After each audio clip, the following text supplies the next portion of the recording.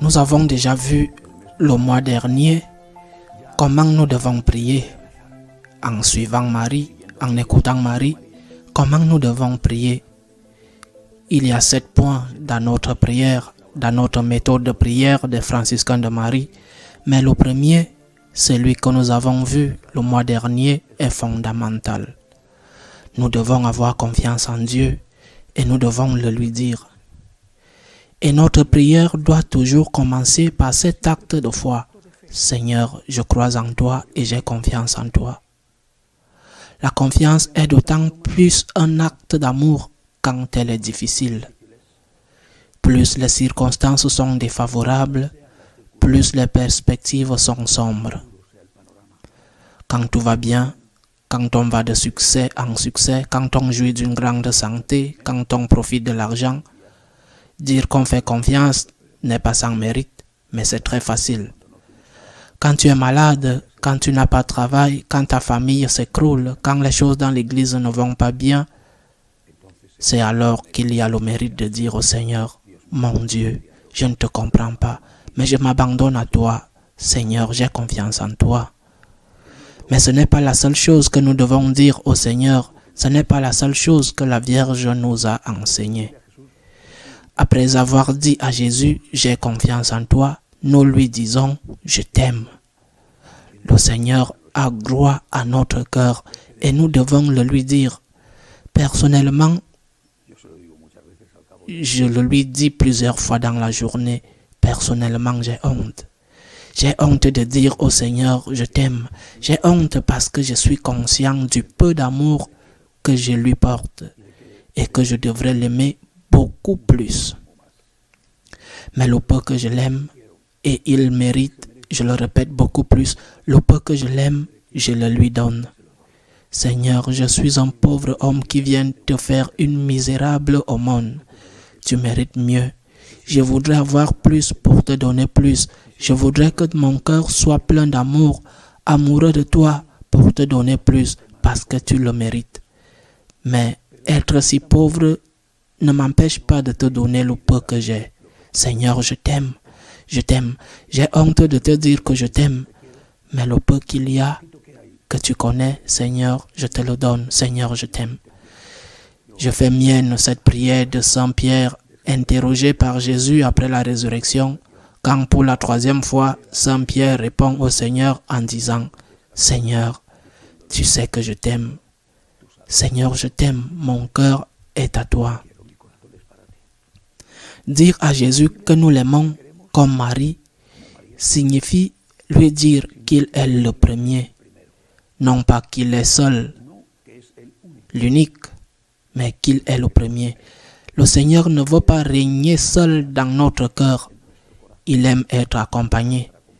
Le Seigneur ne veut pas que tu n'aimes pas tes enfants, ton mari, ta femme, ton pays. Il aime être accompagné d'autres amours dans notre cœur. Mais il veut être le premier parce qu'il a le droit d'être le premier parce qu'il est Dieu. Seigneur, je t'aime. Et vois que j'aime beaucoup mes enfants, mais toi plus. Tu es le premier dans mon cœur, Seigneur, le premier, le plus important. Après nous lui disons, Jésus, je t'adore. Il y a une différence. On pourrait croire que l'amour et l'adoration sont synonymes. Il y a une différence. Parce que l'amour, je t'aime, fait référence au cœur. L'adoration désigne le respect dû à Dieu. À la place que Dieu doit occuper non seulement dans nos cœurs, mais dans nos intérêts. Je t'aime. C'est tu es le premier dans ma vie. Je t'adore. C'est tu es la première chose dans ma vie. Qu'est-ce que cela signifie? Que si je dis à Dieu, je t'adore, alors je ne peux pas mettre Dieu et les choses de Dieu au-dessous d'autres intérêts. Si j'adore Dieu, je ne peux pas adorer l'argent. L'argent ne peut pas être la chose la plus importante dans ma vie. Tout comme si je dis à Dieu je t'aime, l'amour pour mes enfants par exemple ne peut être la chose la plus importante de ma vie. Cet amour pour mes enfants doit être une chose très importante de ma vie, mais pas la plus importante, parce que le plus important c'est le Christ.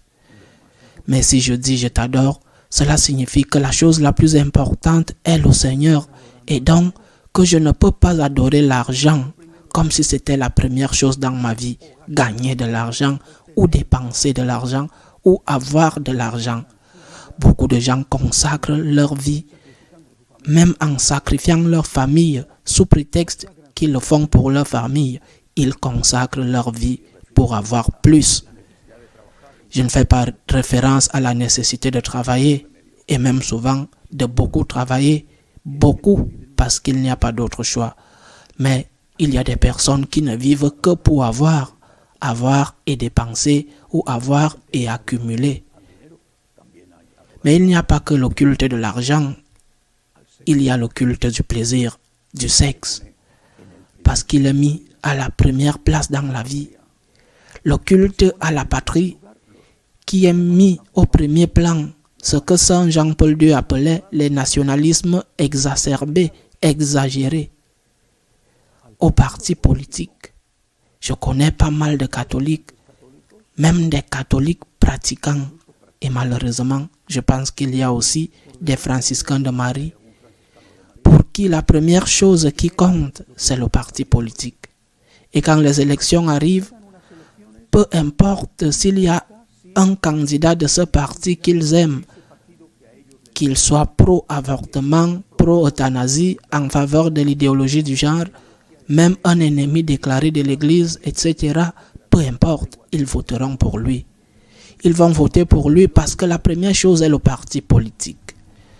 Eh bien, tu n'es pas en train d'adorer Dieu, tu adores ce parti politique parce que, encore et encore et encore, et l'histoire le démontre, ce leader qui t'a enthousiasmé et qui était un Dieu pour toi, s'avère être un imposteur, un voleur, un corrompu. Par conséquent, je t'aime, tu es le premier dans mon cœur, et je t'adore, tu es au premier rang de mes intérêts. Plus important que l'argent, plus important que les affaires, que la prospérité, que l'honneur, que la popularité, que le parti politique. Et puis nous disons au Seigneur quelque chose de très important qui est le centre de notre spiritualité. Je te remercie. Je te remercie Seigneur, je te remercie pour tout, pour tant de choses. Je te remercie. Je te remercie par exemple d'être en vie. Je te remercie parce que tu m'as aimé sans le mériter. Je te remercie parce que tu m'as révélé qu'il y a une vie éternelle et tu m'as ouvert sans mon mérite les portes du ciel. Je te remercie Seigneur pour l'Eucharistie, pour l'Église. Je te remercie pour la Sainte Vierge. Je te remercie pour la famille que j'ai eue, qui n'est pas parfaite, mais c'est ma famille. Je te remercie également pour la famille spirituelle, dans notre cas, les franciscains de Marie. Je te remercie pour la santé que j'ai, qui n'est peut-être pas celle que j'avais il y a 40 ans. Je l'ai eue. Je te remercie parce que je l'ai eue. Et pour ce qui en reste, je te remercie d'avoir un endroit où dormir. Certains l'aimeraient ou le voudraient. Certains pensent qu'ils ont le droit de dormir dans une bien meilleure maison. C'est tout à fait possible. Je te remercie pour ce que j'ai. Je vois le côté positif, pas seulement de ce que j'ai, mais de ce que j'ai eu et j'en suis reconnaissant. Tout pourrait aller mieux, oui, nous pourrions toujours avoir plus de santé ou plus d'argent ou plus d'affection.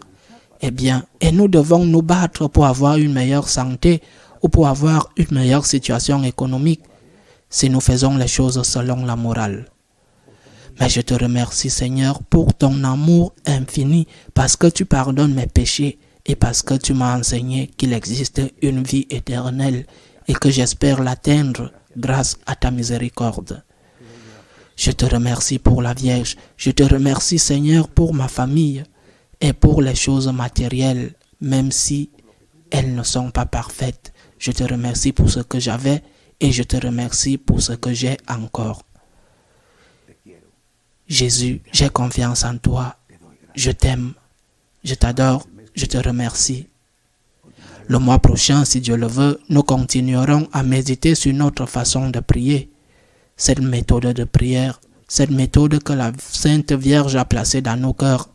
Et c'est ainsi que nous avançons, mois après mois, pour arriver à cette consécration au Sacré-Cœur et pour dire au Seigneur chaque jour, Sacré-Cœur de Jésus, j'ai confiance en vous. Cœur immaculé de Marie, soyez le salut de mon âme. Nous nous retrouverons le mois prochain, si Dieu le veut.